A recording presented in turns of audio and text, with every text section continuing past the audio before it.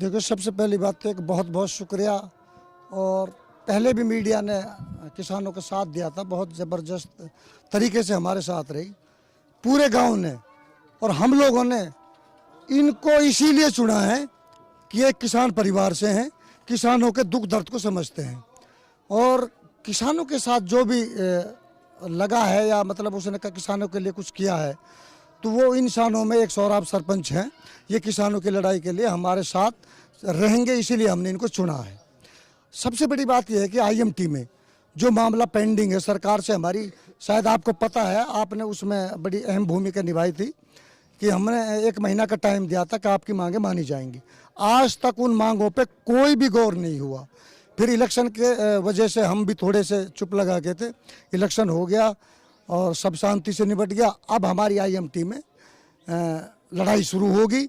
सबसे पहली बात तो ये कि किसानों की वहाँ 25 लाख रुपए की जो मांग थी, हमारा पेंडिंग पड़ा मुआवजा, वो मुआवजा हमें चाहिए। जो R&R के तहत किसानों को प्लाट दी जाती है, उस प्लॉट को हमें अगर हम एकड़ के हिसाब से लगाएं तो 3.5 करोड़ रुपया पर एकड़ से हमें वापसी दिया जा रहा।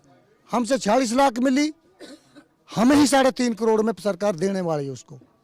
तो ये हमारी लड़ाई है, इनको हम अब शुरू कर रहे हैं। चौधरी राकेश टिकैत जी से, चौधरी रतनमान जी से, रवि आजाद से, सबसे हमारी मीटिंग हुई पड़ी है। इलेक्शन की वजह से मैंने उनसे कहा कि कुछ दिन बाद एक बहुत बड़ी पंचायत करने वाले आईएमटी पे।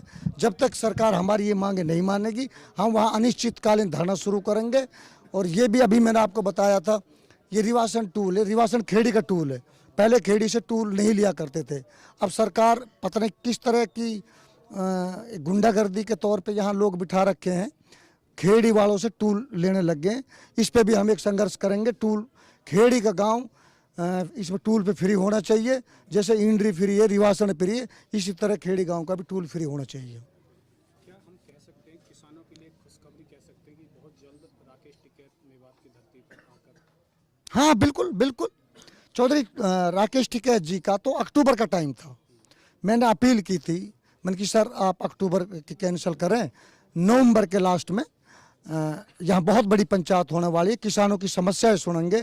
आईएमटी के बारे में उससे बात हुई पड़ी है कि चीन की कंपनी यहाँ काम कर रही है। हमारे देश के अंदर बहुत अच्छे अच्छे बिल्डर हैं, बड़े पैसे वाले हैं, समझ में नहीं आती इधर चीन वाले हमारे किसानों को मार रहे हैं, वहाँ हम उनको शरण दे रहे हैं। इनकी क्या पता, कोरोना काल में ये यहाँ पटक रखे थे।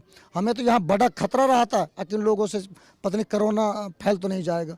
और ये चीन की कंपनी हमने यहाँ से उखाड़ के फेंकनी, ये भी कन्फर्म है। इसको हम काम नहीं करने देंगे, बशर्ते ये कि पहले हम एक धरना चलाएंगे, फिर उसके बाद पंचायत की रूपरेखा तैयार होकर चौधरी राकेश टिकैत जैसा आदेश करेंगे, उस आदेश के अनुसार हम यहाँ काम करेंगे।